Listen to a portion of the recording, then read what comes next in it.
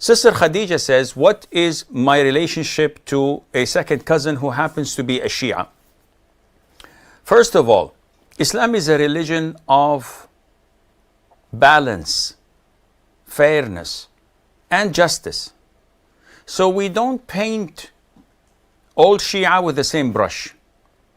This is unfair. Are they all innovators? Yes, without any doubt. Are they all kafir? No, without any doubt. They are shades, like the Sunnis. Are all Sunnis pure Muslims on Tawheed? Of course not. There are Sunnis who claim to be Sunnis, yet worship the graves, or seek refuge in the deceased, or deal with magic or black magic and sorcery, or believe in the jinn and they ask for their assistance. All of these things nullify Islam. So it is only fair to say that Shia are shades and grades. Those who are extreme and go to the extent that they slander Mother Aisha, they curse Abu Bakr, Umar, Uthman, and the vast majority of companions of the Prophet ﷺ.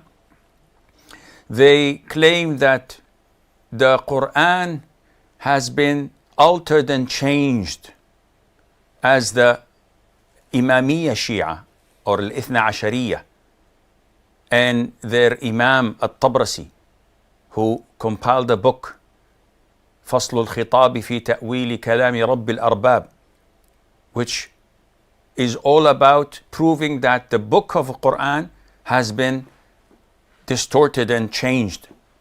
Anyone who has such beliefs is a blatant kafir, without any doubt. So if your second cousin is one of those, definitely you have to boycott them and not have any affiliation with them. And this is not severing your kinship, because we must not have any relationship with apostates. But if he is an innovator, is Shia among those like the Zaydis, like those who have inclination to loving Ahl al-Bayt more than anyone else, without cursing Abu Bakr, Umar, Uthman, and the rest of the companions, may Allah be pleased with them, without saying anything bad about Mother Aisha, without criticizing the Quran or the authentic Sunnah as a whole and saying that it is fabricated, etc. In this case, they are like any other innovator. We have to be diplomatic with them. We have to be kind.